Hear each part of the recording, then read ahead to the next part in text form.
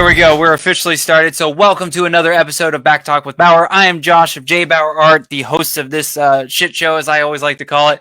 And we're coming to you live from Orlando, Florida for another episode number 11. We've already made it to double digits of the show, so yay us. Thank you, everybody, for tuning in live on Facebook. You can tune in on Facebook every Tuesday night at 7 p.m. We go live on Facebook.com/JBauerArt, and we've got plenty of people in the chat. You get to meet some people. You get to see our beautiful faces and see who I'm chatting with, all the artwork behind me, whatever else is behind everybody else. Shout out to Jason from Kingdom of Comics, Kyle Nunez, Terry, GW from Hangin with Web Show, Aaron from Lazy Nerd Designs, all the awesome people that are tuning in tonight. I greatly appreciate it. I hope you guys stick around for the full hour because we've got a really cool person we're chatting with tonight. But before we get to that, just a couple of plugs. Make sure to check out HarleyCon 2020 on August 15th. I will be a part of that. It's a virtual Comic-Con. I'll be right on Facebook. You'll be able to watch it right from your living room. I am going to be a part of the artist panel, and I am hosting the podcast panel. So there'll be more information to come, but that's a big event hosted by Harley Quinn herself, Amelia, the amazing Harley Quinn arts and cosplayer. So keep an eye on that on all social media. There's a ton of amazing people involved. It'll be August 15th for like 8 hours. So all kinds of panels, all kinds of awesome stuff going on. Just type in HarleyCon. It's HarleCon, all one word, and you should be able to find the group and get all the updates. And then make sure if you're listening to this and you want to catch all the episodes, you want to catch some episodes from past episodes, they're all up on all your favorite podcast platforms like Spotify, iHeartRadio, Stitcher, Apple Podcasts, and Google Podcasts. And then, as always, this program is sponsored by my awesome younger brother. My brother, Corey, is kind enough to be one of the sponsors right now for me to help keep the lights on in the art cave. And instead of promoting something for himself, he has dedicated his sponsorship to a different charity every month. It's a new month, so we got a new charity. This time, it is the American Humane Society. I think it at least says American Humane. So it's AmericanHumane.org, committed to ensuring the safety, welfare, and well-being of animals, which you know I love. It's been around for over 100 years. The rescue, shelter, protection, and security. They are actually the people that brought up the No Animals Were Harmed program in like movies and Hollywood and everything. They have farm and conservation animal welfare certifications, rapid response rescue and care across the country. And there is a ton of ways to donate. You can go and hit the donate button, and they have this list of just all these different ways to donate. You could do a one-time gift. You could do a monthly thing. You could do a yearly thing, which is under legacy. You could do it in memorial of somebody, either a person, pet, or foundation. You could do it in honor for somebody. There's tons of ways to donate and help out. So head over to AmericanHumane.org and hit that donate button, or there's another, I'll have to write down the tab, but there's another tab that has all those ways I talked about, or a nice big donate button at the top right corner, and you can donate and help out a good charity. So yeah, the charity for the month of July, thanks to my youngest brother, Corey, is the American Humane. And if you would like to sponsor the show, I could definitely use another sponsor to help pay for all the social media stuff. So hit me up. It's really inexpensive. I'm keeping the costs low right now, and you can promote your business. You can promote a charity. You can promote whatever you want. Just hit me up on any social media, JBauerArt or JBauerArt@gmail.com. So now that we got all the plugs out of the way and all that fun stuff, let us bring on our guest. So this is really cool. This is a person that I'm actually meeting for the first time in this chat, as far as I know of. And he's I kind of did, we're going to call it research, but you could also call it stalking. I did some, basically last night, just tried to do some research on him, check out his music, check out all of his social media stuff, get some info, get some cool stuff to chat with him about. So let's welcome the awesome, the talented Joey Mazzant. Let's see. You flatter me. Nah. Your words are too kind. Thank you so very much. I'm honored to be a part of it. And I don't. You say charity, but if for anybody who doesn't know, everybody watching this on my channel, Josh is a sick artist. You look at the stuff behind him.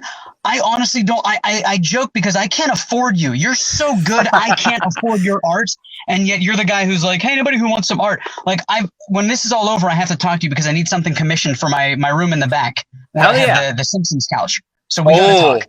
Oh, I saw your Simpsons couch. That is awesome. That is on my list to talk about with you.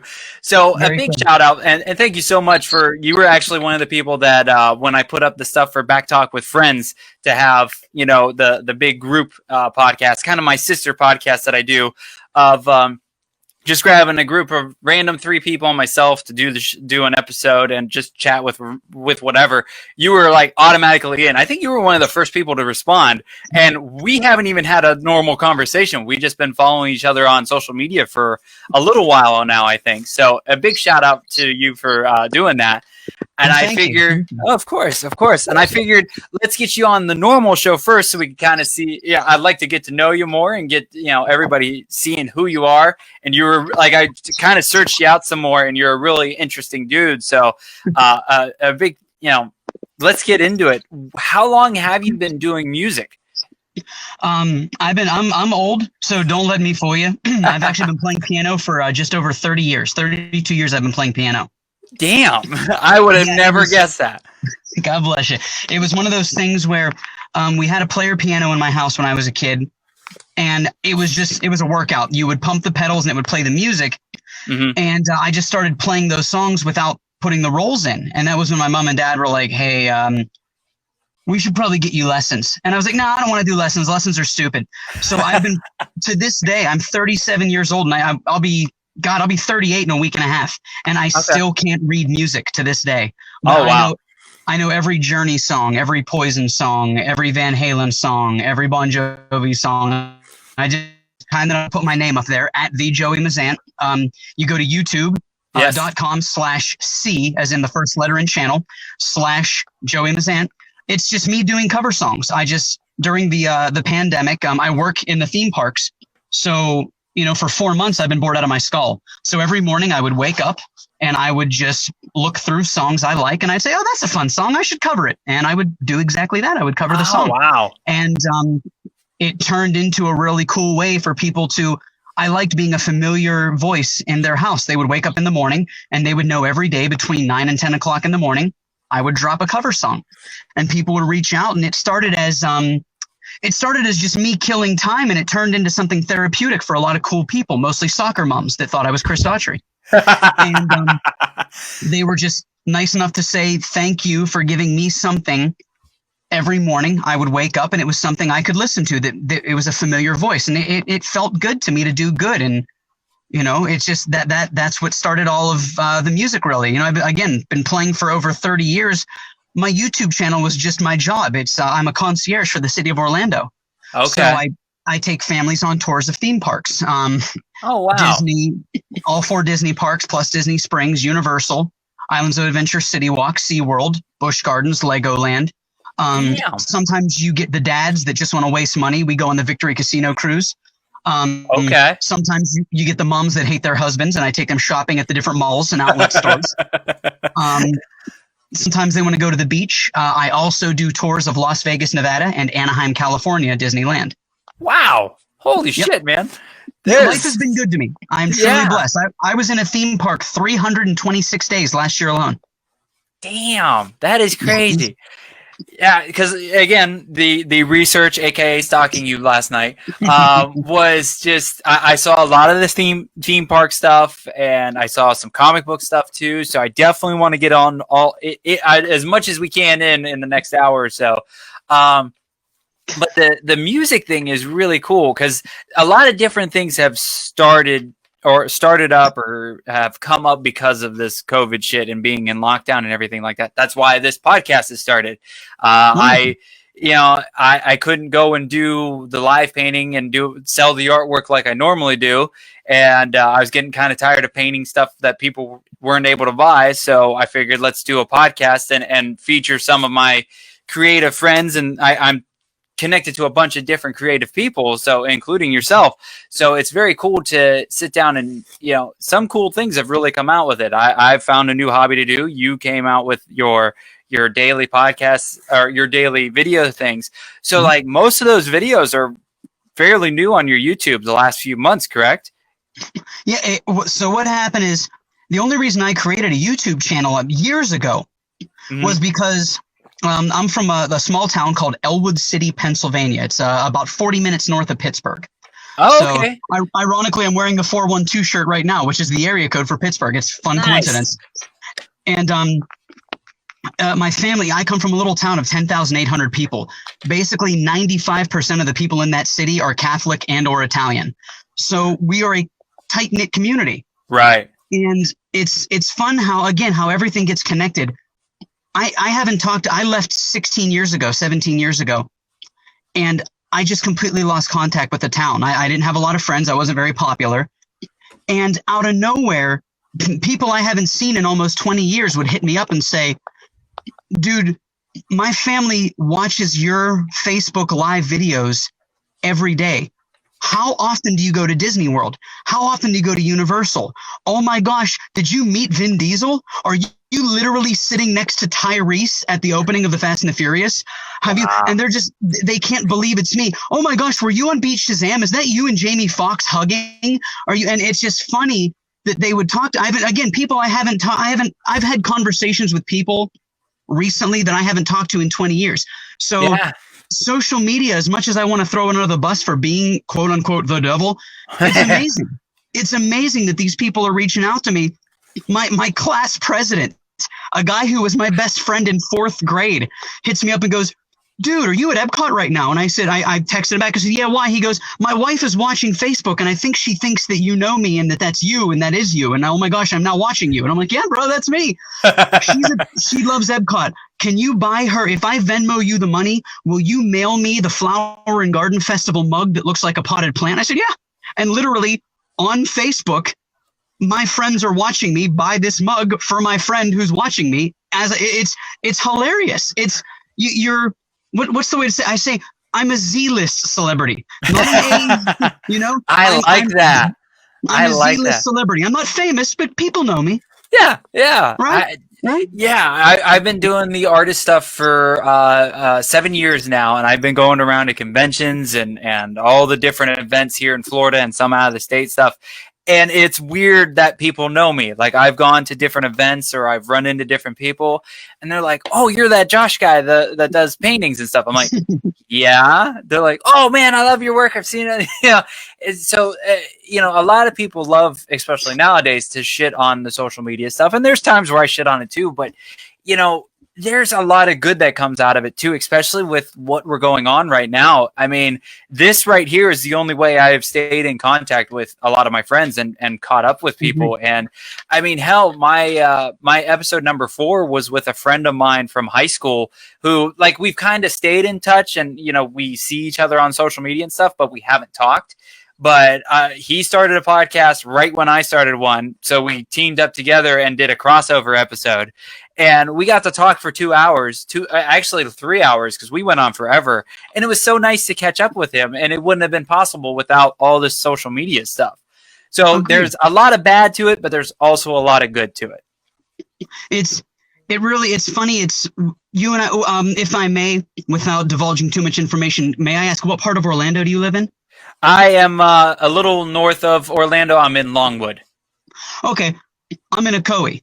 Oh, okay. Gotcha. So it's one of those things where we joke. Where I grew up in Pittsburgh, people live in downtown Pittsburgh, but I'm from a town 40 minutes north of Pittsburgh. I'm actually closer to Ohio than I am to Pittsburgh. But when people say, where are you from? I say Pittsburgh. And we say that about Orlando. Orlando, there are more people, and this is a fun fact I tell my families that I take to the theme parks. There are more people. Let me know when I come back if we're back. There we go. Yeah. Okay. So just a heads up real quick, everybody. Joey is in his car, and he had different plans going on tonight, so he's been kind enough to make sure to chat with us and be on the show and everything. But he's streaming live from his car, so we get a little whacked out here and there with the stuff. So I'll try to make sure to catch Joey so he can repeat when everybody can hear properly. Thank you. I promise next time I'll plan better. This came up last minute. Family was here from the coast.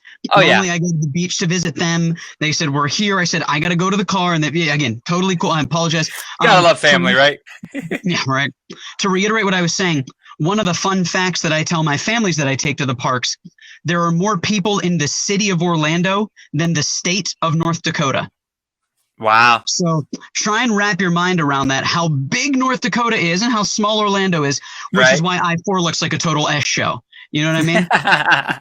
Well, and it's actually funny where you're talking, where you lived in, grew up in Pennsylvania. I actually grew up in Ohio, right on the border. I grew up in like Warren, Ohio. Are you familiar with that? Yeah. Dude, my first job, you're going to love this. My first job, I was the morning DJ on Star 92.1 WKST-FM out of Newcastle. Oh, no shit. It was the adult contemporary station. Yeah. I was the morning. I was your AM drive with Joey. It was me, John Nini, and Dale Brenner doing the WKST-FM morning drive time on Star 92.1. Oh my God. That was my first job. Crazy. I was 16, bro. I did the 5 a.m. to 6 a.m. show. I literally would show up for an hour in the morning, and then I had to make homeroom by 7:30. That's awesome, dude. You're right from my neck of the woods. Yeah, and that's like, and nobody understands this except for the people that lived in this area. That area of Ohio, Pennsylvania, there's this weird bubble there, which could almost be its own state because you jump back and forth between the states so much. I mean, there's what is it, Grove City. And dude, I worked at the outlets. I worked at the Nike store for 1 year in when I was you're going to love this. I graduated from Slippery Rock. Okay. Gotcha. I went to SRU. Were you a YSU kid? Where'd you go to school? I went to Kent, but I only went to the branch in near my hometown. I went because I wasn't really a college kid. I went for like 2 semesters, but my wife went to YSU for a year or two. So, and, yeah, so we know YSU really well. A bunch of my friends went there and everything like that. So yeah, there's a big joke, and this comes full circle with us being in Orlando. There was a bar called. How old are you? You're in your 20s? No, I'm actually 32. Okay, all right then. We'll see. You might. I'm 37. You might remember this. There was a bar called Ernie McDougal's. Was that around when you were in college? That sounds familiar, but I never went to the Varsity Club. Okay. So you only had to be 18 to get in, but 21 to drink. Okay. And what they would do is, if you were 18 years old, they would. Oh, hold on, you're roboting again. Of your check 1 2. Check. Are we back? There we go. Let me know. We're back. Sorry about that. When you went in, they would put a huge black stamp on your hand, the size of your entire palm, that looked like it was a stamp that was Mickey Mouse's face. Oh yeah. But it was a dark black stamp, and if you had a Mickey Mouse stamp, it meant you were a child and you couldn't drink. However, if you went into the bathroom and you were dedicated and you scrubbed your hand raw, guess what? Disappeared. But they never got shut down. So we used to joke and say Ernie McDougal's was a front for the Irish Mafia, and that was the only reason why they never got shut down. Yeah, I could totally see it. Makes sense. Yeah, I lived with my mom, dated some family that was actually in the real mafia around that area. So score. Yeah, it's quite possible. Yeah, make that money. Yeah. So, but yeah, it's definitely its own little world in that area, and it's always cool to find somebody else that is anywhere near that area because nobody understands it. Especially because I talked to somebody that was like on the other side of Pennsylvania. They had no idea where I'm at. But if you're right on that border, it's a very interesting place to live, and you're traveling.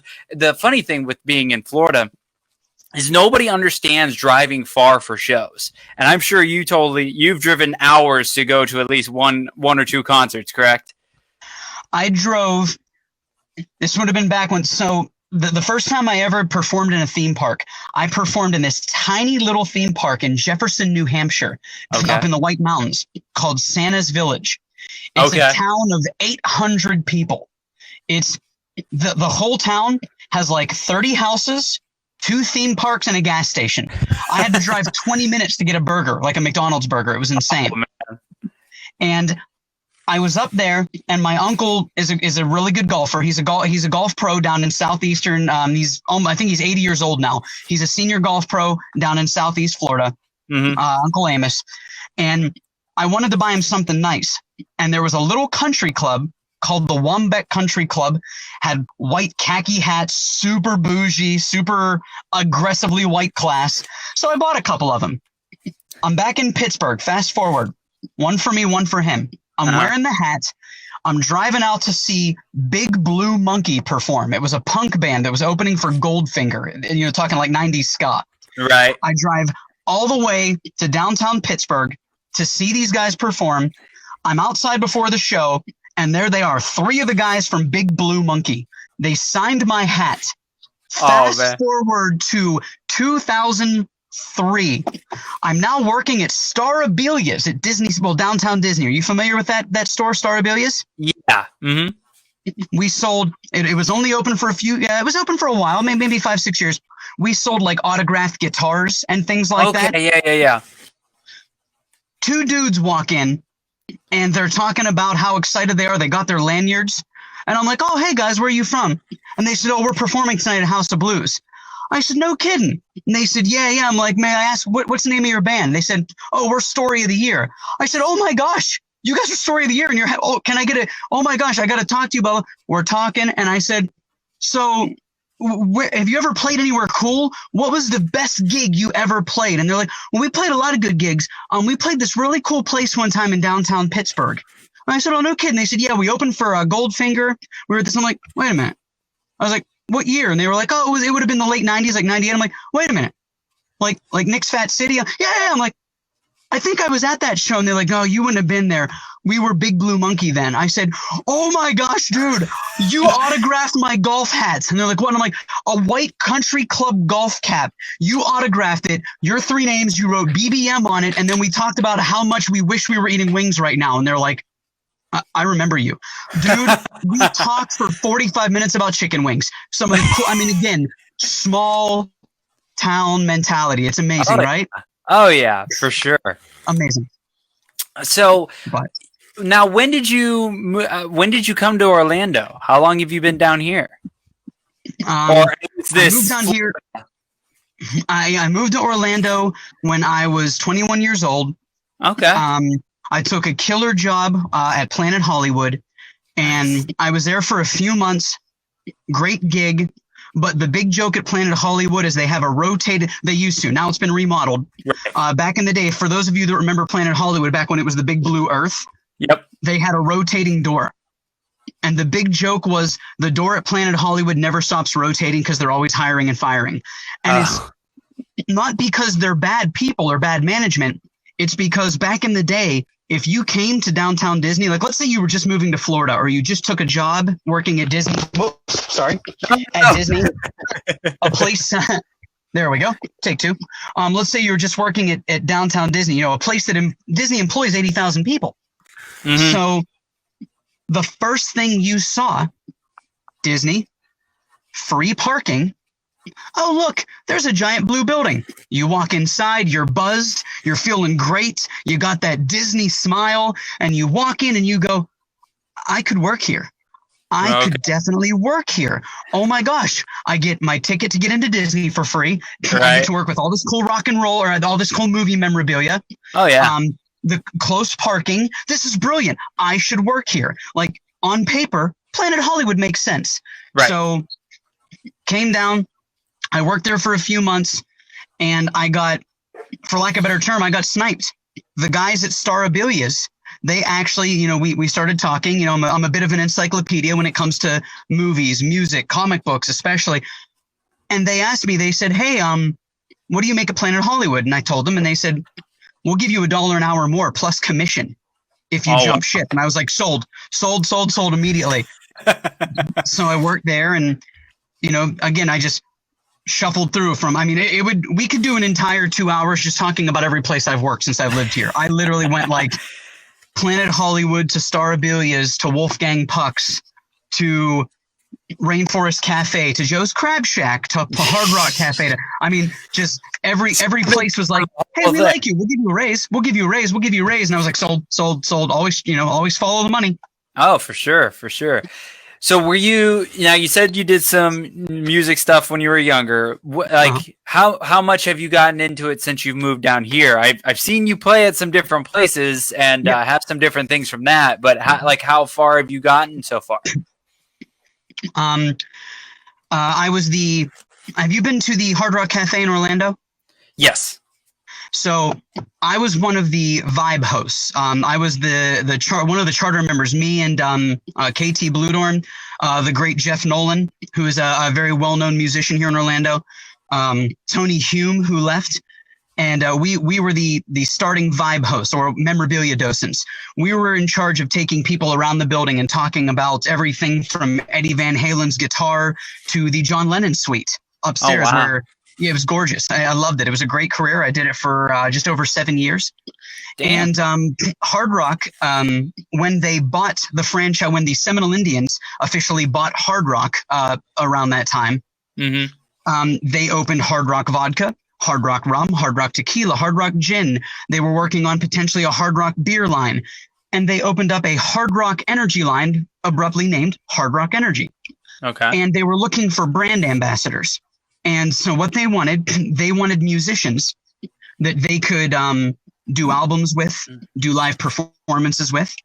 And I sent in my audition tape and they picked me up. And I got a contract through Hard Rock Energy. I did 2 albums, which if you go on, again, on my YouTube channel, youtube.com/C/Joey Mazzant, my name is up there. Yep. You can see my music videos. One of the brand ambassadors for iHeartRadio, Mikey Monheit, Magic City Mayhem, as he's known, filmed my first music video. We actually filmed it in Universal Studios. So if you go and watch my music video for my cover of Blue Collared Man, which is a tribute to Styx, you'll notice, if you're a diehard, you'll notice, oh my gosh, that's the background for Streets of New York. Oh my gosh, is that the Orlando Eye? That's the parking garage. You'll see all these different scenes from Universal Studios. Oh, that's the place where I sit to watch the fireworks. So we filmed that. And my both albums were debuted at the Hard Rock Hotel and Casino in Tampa. They gave me it was amazing. They gave me the main stage. I was performed live on Tampa Bay radio. I want to say it was 103.1. I got to meet The Deuce, morning DJ down there. That's badass. Oh, it was amazing. They played it during, I know they played it on commercial on Tampa Bay. I was on a couple of channels. Again, that stuff that's all petty. That's all shameless plugs. You can see all that on my page. So be sure to check that out. We're here to talk. It's all about you today and getting to know all your stuff. So, thank you. So is that where a lot of the photos came from that have the Hard Rock symbol? Was like those 2 events? So if you go on my Facebook, everything. What you're going to love about me, everything I do is, call it Catholic guilt. I don't really curse. I don't do anything vulgar.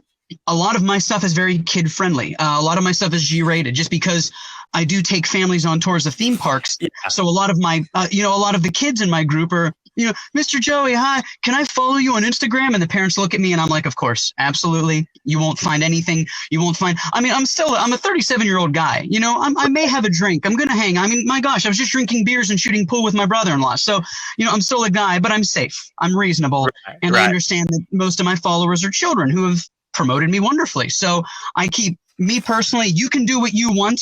Matthew 7:1, judge not yet ye be judged. I'm all about, do you, bro. But my stuff is very, very child friendly. So you can tease me if you want, but that was what got, the G rating is what got me on Beat Shazam. I got to meet Jamie Foxx and be on a nationally syndicated game show. So worth it. That is really cool. Holy crap. Yeah, I'm the total opposite, so that's probably why I'm still where I'm at. But whatever. No. I'm still kidding me? So I'm trying to figure out. I'm gonna have to refinance my house just to buy that Powerpuff Girl painting from you. It's adorable. It's a lot cheaper than you think. So yeah, trust me, all my stuff is very affordable. All right, we'll talk after because I definitely want something. Hell yeah. So you do the energy, the Hard Rock Energy stuff. Where does it go after that? Or how did you do that? I did Hard Rock Energy for 2 seasons.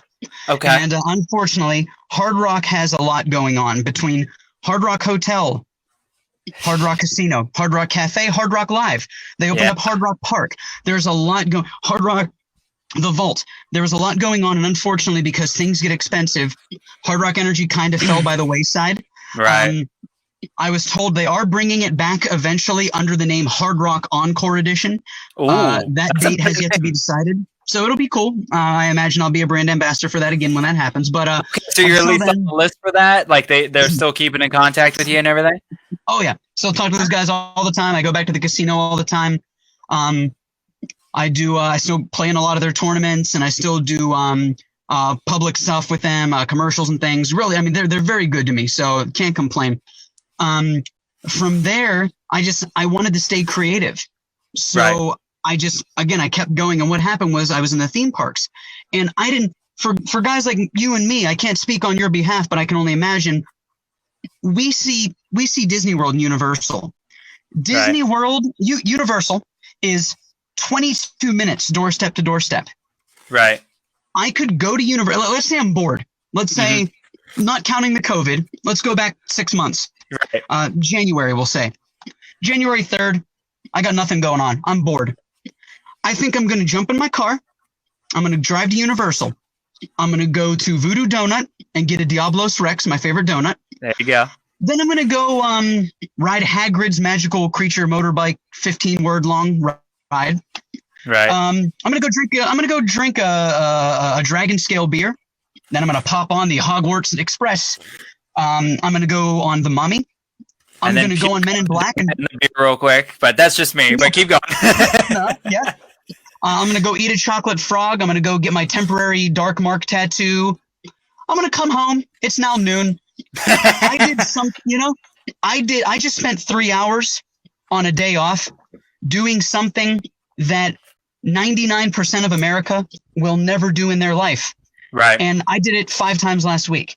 So for me, the theme parks are just a really cool, like, this is what I do for a living. This is what I do for fun. This is me. I am the theme park guy. I don't realize that something as simple as walking around Epcot at the Food and Wine Festival. I pop open my phone and I go, hey guys, Joey here. I'm going to Facebook Live. Let's do a lap. I have friends reach out to me and say, I can't thank you enough. And I go, for what? And they're like, I'll never see Epcot. Whether I can't afford it, I can't get there, I can't travel, I can't be there. Right. You doing a lap around Epcot is the closest I'll be to Disney. Thank you. And it almost makes you cry, man. Because guys like you and me, I don't want to say we take it for granted, because maybe I love the theme park so much that I do overappreciate it. Right. But it's beautiful. Something as simple as holding your phone and riding Splash Mountain. Well, Splash Mountain, too soon. That's going to be gone. Chicka, take 2.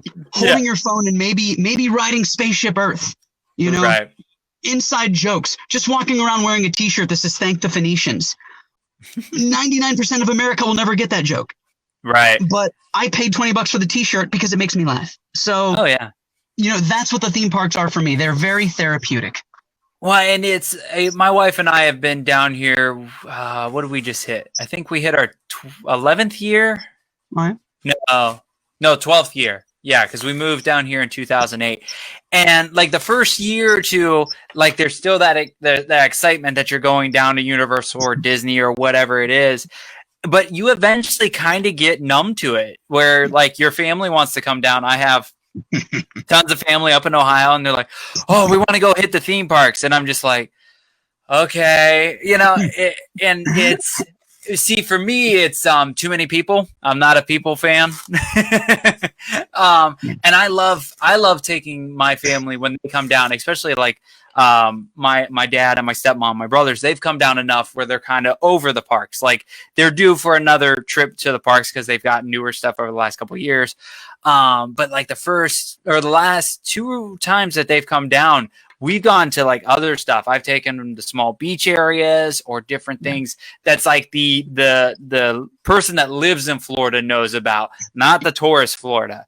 And they love that so much more because it's less people, it's not so expensive and everything like that. But yeah, you really get numb to it and you kind of forget that not everybody can get down here and go to Disney or even hit one park, let alone have the ability to hit all the parks whenever you want to. So it's really cool. Like that it's funny that like we do this.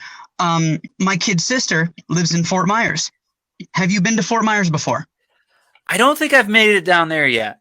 Dude, if you and your wife want to do something that'll blow your mind, you go to Fort Myers. You stay in one of those hotels on the beach. Sanibel Island was voted the most beautiful beach either in America or the world. It's a geological anomaly. More seashells wash up on that beach than any other beach in the world. Wow, that's pretty cool. It's the most, dude. So you go to Fort Myers, and for me, I wake up in the morning. It's 5:45 in the morning. I look out the window. I see the sun raise up over the ocean and the trees. It's beautiful. I go down on the beach. I go down to Heavenly Biscuits. It's a place that's been there since I'm pretty sure that they opened when Abraham Lincoln was elected into office. And it's this cute little mom and pop place that they wake up in the morning. The only thing on the menu is biscuits, gravy, or biscuits and gravy. And they make them, and they're closed when they sell out. Busy season, they open at 6 and they close at 7. Slow season, they open at 7 and they close at 9. But it's one of the best things. Then you take that, you walk across the street, you go to the cigar bar, you get your acid cigar 20-year anniversary, you smoke as you walk the beach and blah, blah, blah. And then my sister, I call her in the morning and I go, Gage, are you up? And she's like, why are you up so early? And I go, you want to go on the beach? And she goes, no, call me at noon. She hangs up the phone. So it's funny that for someone like me, I want to go to this beach and I want to paddleboard and I want to go to these bars and these places and I want to buy the shirt that says, do you even lift bro, Fort Myers Beach, and all the tourist crap. And so it's funny that it's like that no matter where you are. It's just for us, we're the most visited place in America. So it's hard to tell your family, do I have to go see Mickey Mouse? I just saw him 300 times. Yeah. But it's like, you can't deprive them of that, you know? Oh, yeah. Well, that's even like going back to my hometown. Every time we roll in, the very first night I am in my hometown, I go to one specific pizza place and I order pizza. And like all my family knows, my mother-in-law, she knows that's the rule. Like I come in, it's pizza from Iana Zones. And then we have like certain meal things like the hot dog shop and things like that. So even in our little hometown, you know, people will post up pictures. Oh, we went and hit the hot dog shop today, and I hit the angry face because I miss it so much, you know. But there's stuff like that everywhere. So I definitely understand it. But what's funny is from now again, I'm not much of a sports guy. I'm 5'7" and white. Sports were never really in the cards for me. Nope. But so except soccer, I'm a good soccer player. Anyway, with football, what is your home team? Are you a Browns fan, a Steelers fan? I never got into football much. I root it depending on if I want to mess with my wife or not. She was a huge Pittsburgh fan, and her family's a big Pittsburgh fan. So if I'm being mean, I usually root against them just to mess with them. I'm kind of down the middle. I was going to say, in that same vein, the irony, where I grew up in Elwood City, there was one bar within about 5 miles of me. Okay. That if you wanted to watch the Pittsburgh Steelers, they were officially a Pittsburgh Steelers bar. Yep. However, I live in Orlando, Florida now, and I'm not the only person from Pittsburgh to hate snow. There are 12 Pittsburgh Steeler bars within 30 minutes of where I live right now. Really? It's the craziest thing in the world. I can't hit a golf ball without hitting a Pittsburgh Steelers themed bar. And it's all because all the Gators, I think Froggers is Miami, but apparently the guy who founded Gators is from Pittsburgh. So every Gators, you'll notice it now. Every Gators you go to, they always have terrible towels hanging in one section because they're Pittsburgh Steelers bars. It's amazing. Didn't even know. I just walked in one day and I'm like, oh, there's a bunch of people wearing black and gold jerseys. And the girl's like, yeah, this is the Pittsburgh Steelers section. I was like, there's a Pittsburgh Steelers section? She's like, yeah. I'm like, oh my gosh. And that it's just crazy that, It's amazing that that many people can hate shoveling their driveways so much to the point where they would move. Yeah, if you've ever lived in Northeast Ohio or Pittsburgh, you will have a hateness for snow like there is no tomorrow. Oh. That could be a pretty white snow. No, it's never pretty. It's that muddy snow when the salt pushes up on the side and it's like trying to shovel rocks. It sucks. And if you go through it, you may find a dead body or something. You never know. Right. It's just, it's never like the Hallmark shit. I always get mad at that Hallmark shit because, like, people are like, oh, White Christmas and everything. I'm like, I couldn't even tell you the last time I was in Ohio with a White Christmas. Like, it never happens. They're like, and it's always, I've never seen snow. And I'm like, consider yourself lucky. Go to the beach. Yeah, go to the beach. It's much prettier, a lot warmer, and you don't have to wear 50 layers. I'm like, snow's not pretty when you have to trick or treat in it. Oh, dude. And here's the funny thing about where I was at in Pittsburgh. It's in a valley, so it's very inconsistent. So like my birthday, fun fact, I share a birthday with Disneyland. My birthday's July 17th. Oh, nice. My little brother's July 20th. My sister's May 2nd. Okay. May is one of those weird months because every year, like on her 12th birthday, we had a swimming party and everybody came over the house and we had a big swimming party. It was 78 degrees. It was perfect. The very next year, 36 degrees. We had a sled riding party because it snowed on her birthday. Never consistent, man. It was impossible to plan her birthday anything outside of maybe 2 weeks out. Right. Yeah. So. Yeah, I'm December 22nd, so most of the time I had snow, but my wife's birthday is in May, so it's always interesting on what we're going to do for her when we were up in Ohio. But so let's get back to the music because we still this is a sidetrack show, so we're definitely good. But so after you got done with the Hard Rock Energy, what did you do after that? Still worked at Hard Rock Cafe as a memorabilia docent. Okay. And I was for lack of a better term, we never liked the term tour guide because we always said tour guides are the people with the flags that lead 300 people around. We were memorabilia docents. It was my job to tell you all about why this was here. You know what I mean? Like when you went to the Hard Rock, there was a reason Richie Sambora's guitar was right next to Eddie Van Halen's guitar, which was right next to maybe Bob Seger's guitar. Everything was methodically planned out. You would go upstairs. There was a reason why Chris Cornell's guitar was right next to Kurt Cobain's guitar. You know, there was a reason why if you go into the Roots of Rock room, it was all bands from the 1950s and 60s. It was very methodical and well thought out. So much to the point where I would have these clients. I mean, I did this for almost 8 years, for God's sake. Mm-hmm. I had people that would come in. I'd see them anywhere from twice a week to twice a month. And they would come in and they always had a good attitude about them. And they always introduced me to a group of maybe 5 or 6 that they would call their family. Not their immediate family, but they would say, this is my family. I love these guys. It turns out that, and they would say, will you do the thing where you take my family around the building and take us on like a really cool experience. Now, I was flattered that they never called it a tour.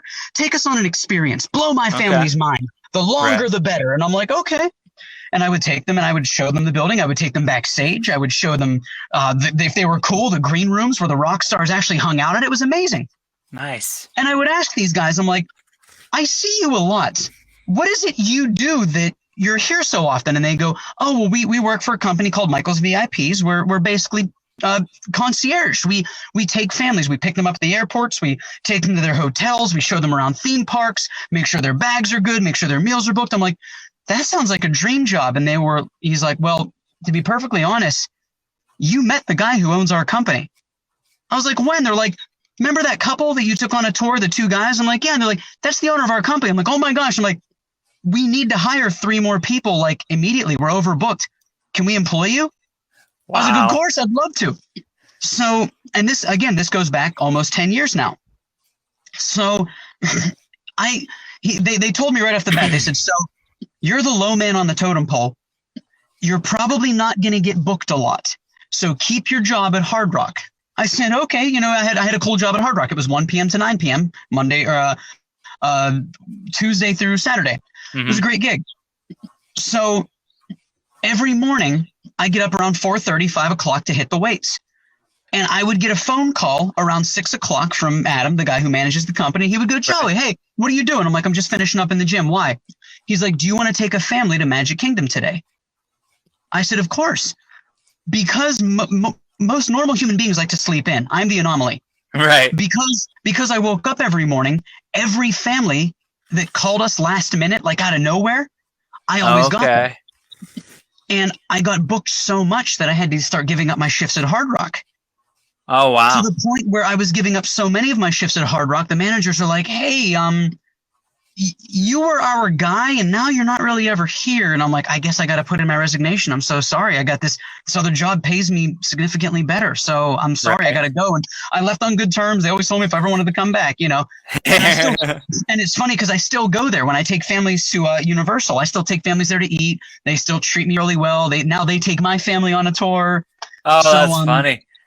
And that's what I've been doing ever since. I've been taking families on tours of the greater Orlando area. I've been doing that for like almost a decade now. That is crazy. That's really cool. Thank you. Thank you. It's a blast. And for anybody that's just tuning in, because I know some people tune in and out all the time. I am actually chatting with Joey Mazzant. Damn it. You got it right, brother. It's one of those ones that you say it right, and you're still kind of going, did I say it right? Didn't it?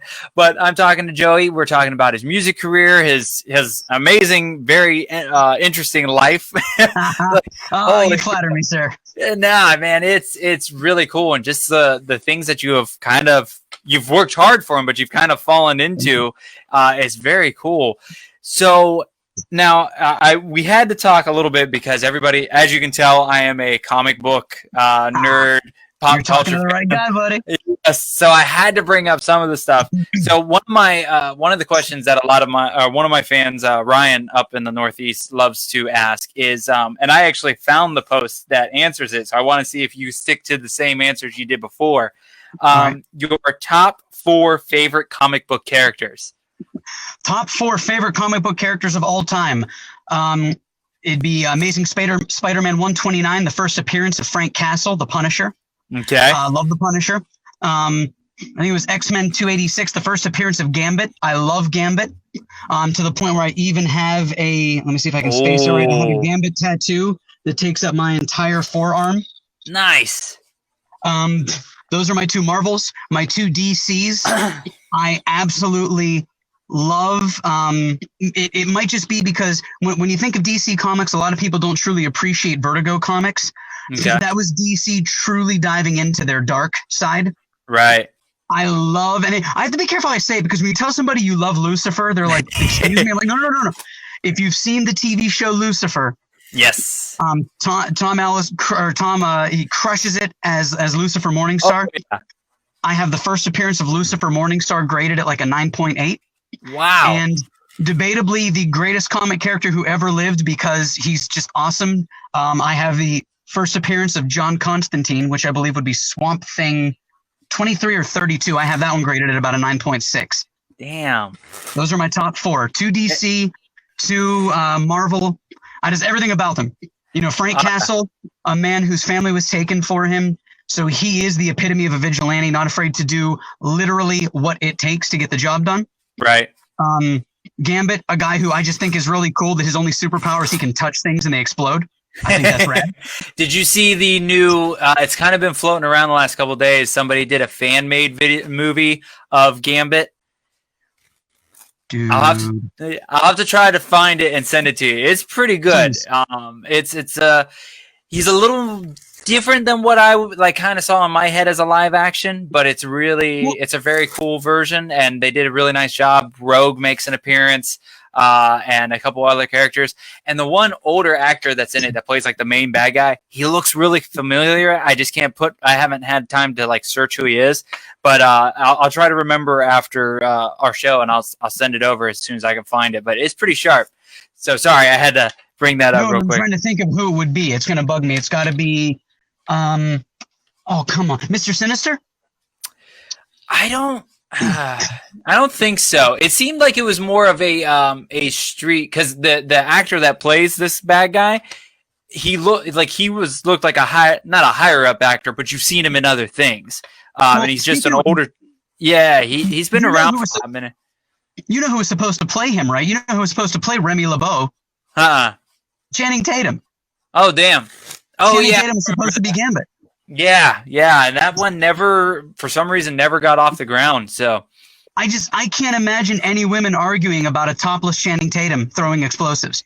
I think for some reason, I think the main thing has just been getting the right story. And then that was also in that time where Marvel was buying Fox, or not Marvel, but Disney was buying Fox and everything like that. So I think they kept trying to do it and then kind of like shot down because it was so much in the mix at that moment. Makes perfect sense. Yeah. But so have you watched the Lucifer TV show? Every episode at least 4 times. Nice. Absolutely love it. I mean, dude, it's the most quotable show. It's brilliant. It just goes to show you the power of what we talked about earlier. To come full circle, the power of social media. That show did 3 seasons, and it was supposed to be canceled to the point where they said, "Hey, everybody, tweet out, save Lucifer."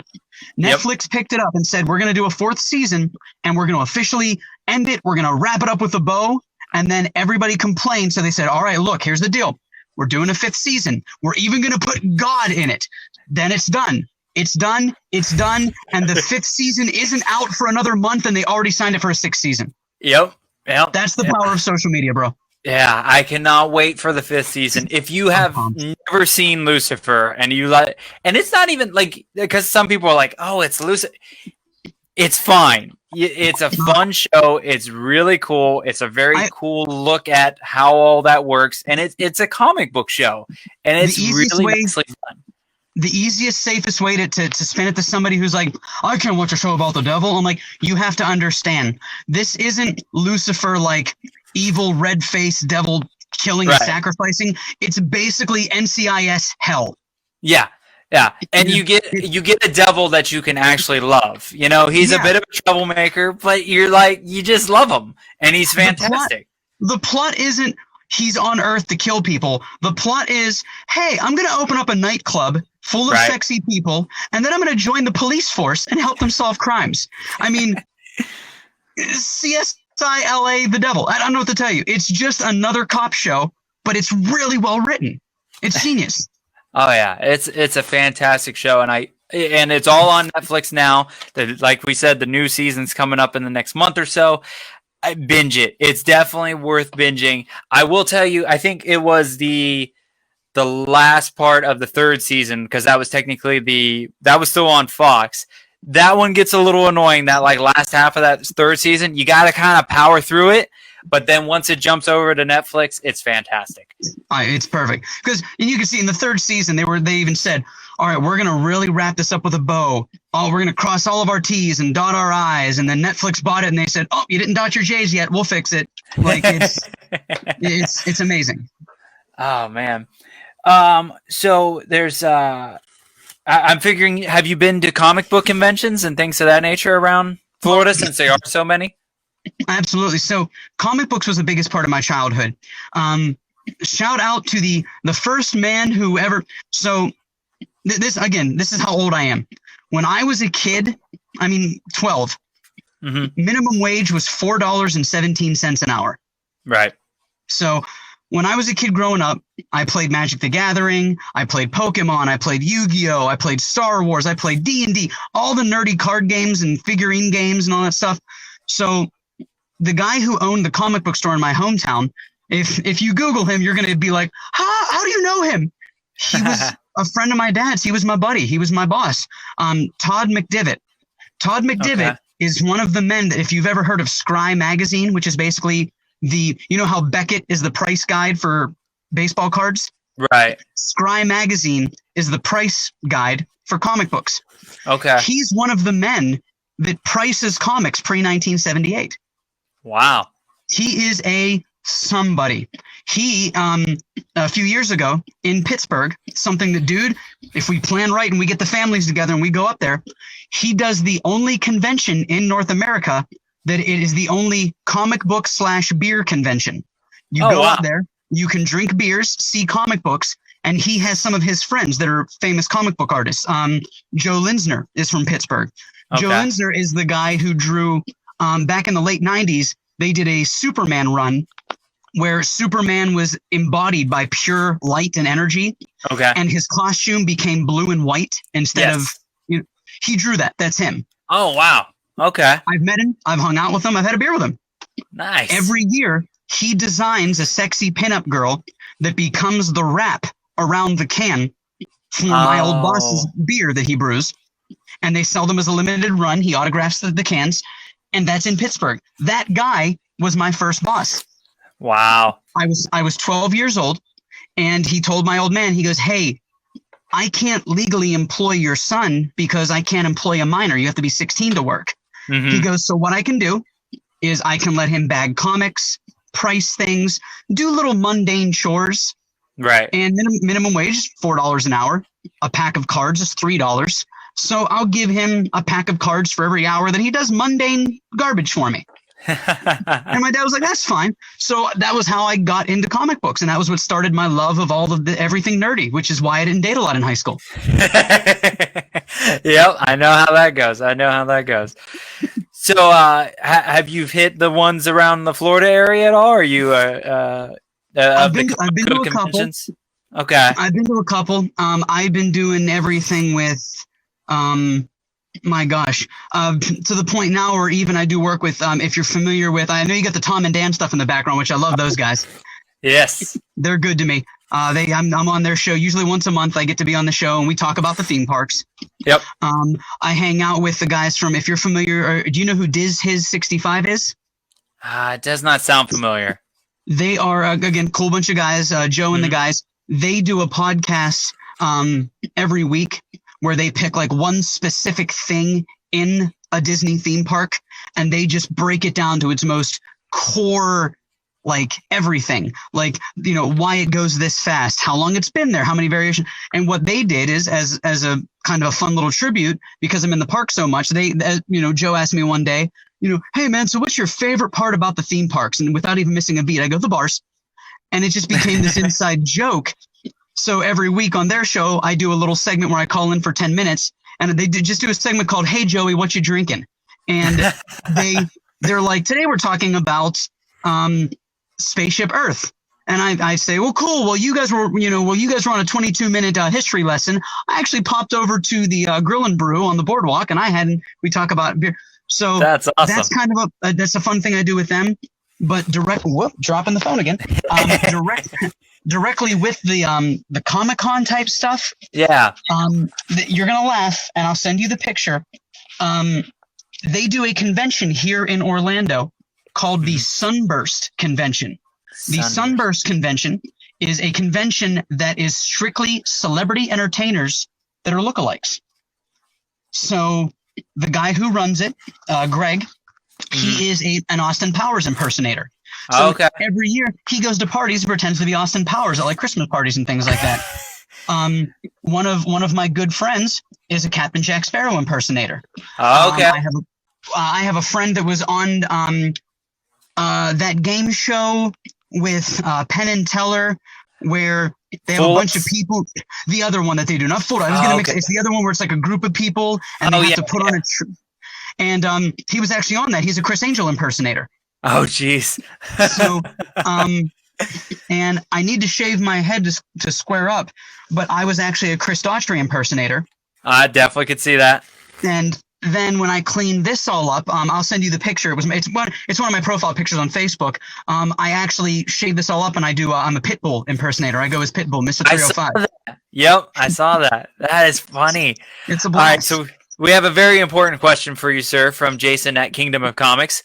What's your all-time favorite beer? Oh my gosh, that's a brilliant question. Oh my gosh, that's like asking Jason Lee in the movie Mallrats when she's like, "What's your favorite? What's your favorite superpower?" And he's like, "Oh my gosh, what does one even say? The ability to fly, superpower, super strength, the ability." My favorite beer is based on the day of the week. I always feel like a. I don't want to sound basic, but I do love Highlight. It's a delicious IPA. It's brewed in I want to say Ybor City, Tampa, somewhere around there. Okay. Yeah. My go-to session beer, if I'm thinking nostalgia, is Iron City. Iron City beer is brewed in Pittsburgh. Right. It's not good because it's good. It's good because it reminds me of my hometown. There you go. Yeah. I'll tell you right now, because I'm in a theme park so much, if you go to Universal Studios, I do love a Duff Light. You can only get that at The Simpsons. Right. And what makes me laugh about what was it? Oh, I'm sorry. If you go to all right, here's the deal. I did a YouTube video about this one. I'm only prefacing it because if you order it, you have to tip your bartender. If you go to the Wizarding World of Harry Potter, you go to Hogsmeade, which is located in Islands of Adventure. All-time favorite beer, the beer that'll blow your mind to the point where we named it. It is not allowed to be called the Deathly Hallows, even though it is 3 beers in one. What you do is you go to your bartender, you say hello, you say, I'm friends with Joey Mazzant. I saw his YouTube video. I need the beer who shall not be named. If it's Chad or Kyle, they'll know what you're talking about. They'll laugh. They'll say, tell Joey I said hi. If it's one of the other guys, they might have to be like, can you explain? It's a 3-layer beer. Okay. Have you ever had a black velvet? Are you familiar with that? I don't really drink, so I'm not familiar with too much alcohol. A black velvet or a snake bite, depending on where you're from. They take half of the beer and they fill it halfway with a cider, like a Strongbow or an Angry Orchard, if you're doing American. Then they take a heavy spoon and they take Guinness and they lightly pour the Guinness over the spoon so it slowly cascades over the beer and it builds it to where it's half yellow from the cider and half dark black from the Guinness. It tastes like a smoky apple. If you get a beer who shall not be named, it is a 3-layer beer.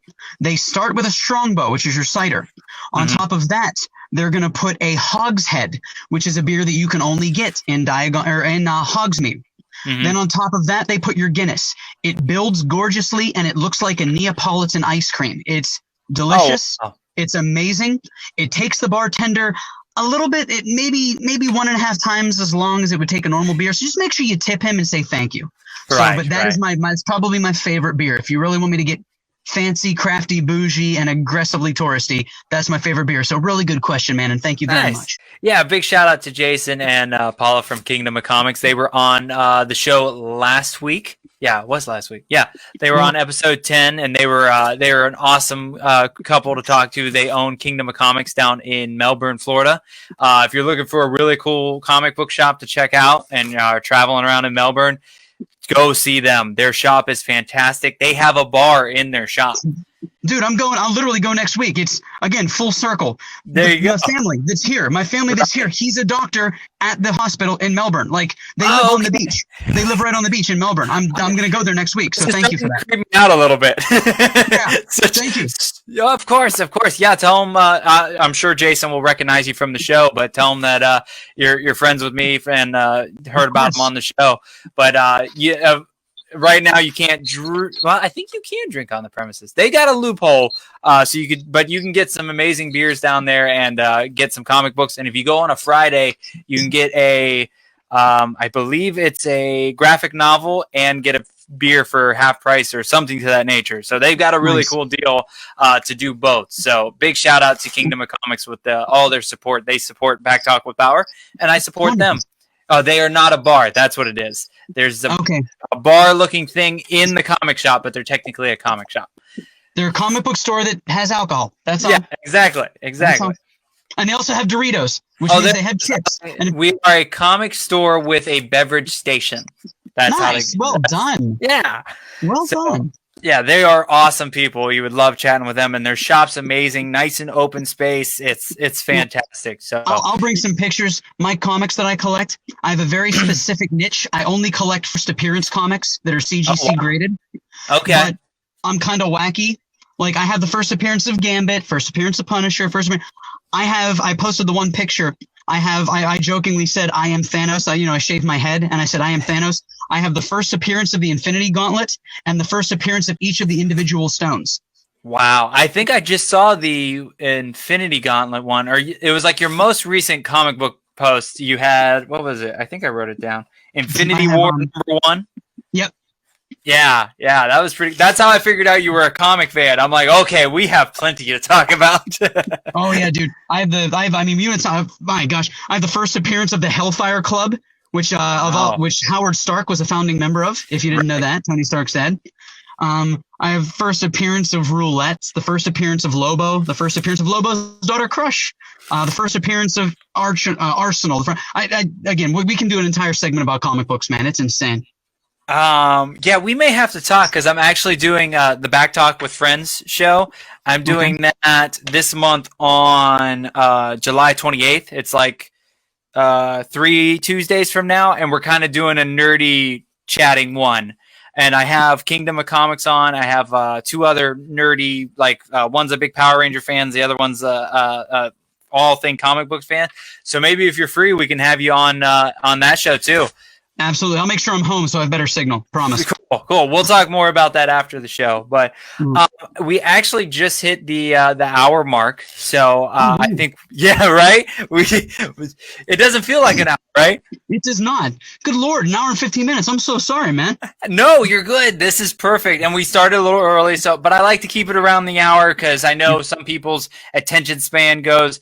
But I will definitely have you on again soon because it was just great chatting with you. I'm sure you and I can chat about just about anything. Of course. But we'll definitely talk after the show about having you on the second episode with Back Talk with Friends. But real quick, let's. How can people follow you, find you? Where do they need to go to find Joey Mazzant? Well, thank you so much, sir. Facebook, Instagram, Twitter, at the Joey Mazzant. Joey's the easy one to spell. Mazzant, all you got to know is 2 Z's like pizza. Let me see. I am on YouTube is youtube.com/c/Joey Mazzant. And perfect timing. It looks like my driver's here. And Snapchat I don't really use because I just don't. But so the good stuff. If you want to see the nerdiness, the funness, the stuff I do, your best bet is going to be Instagram at the Joey Mazzant. For sure. And yeah, if you type in on YouTube, because I know YouTube's URLs can be weird, I actually put his YouTube link in the description up above if you're watching on Facebook.com. And then you can actually just type in Joey Mazzant, and he's like the top one that pops up. So just to help you out if you're having typing problems. But thank you so much for being on, sir. It was a pleasure to chat with you, and I definitely want to have you on again. I would love that. Thank you so much. Yeah, and if you caught the tail end of this, or if you don't have any idea what you're listening, watching, or whatever that is, I am Josh of JBauerArt. This is Back Talk with Bauer. I hop on and chat with very creative, different type of people. I kind of just horseshoe people in and chat with them about a variety of different things. And please go and like all my stuff at JBauerArt. Head over to JBauerArtShop.com to purchase all the artwork. And subscribe on to the HWWS WebTV YouTube channel to catch the replays with the nice edited versions. And then you can go to Spotify, iHeartRadio, Apple Podcast, Google Podcast, and Stitcher to catch the audio version of this. Other than that, thank you guys so much. Thank you again, Joey, for hopping in, and I will catch you guys next week. Later. Absolutely. Thank you.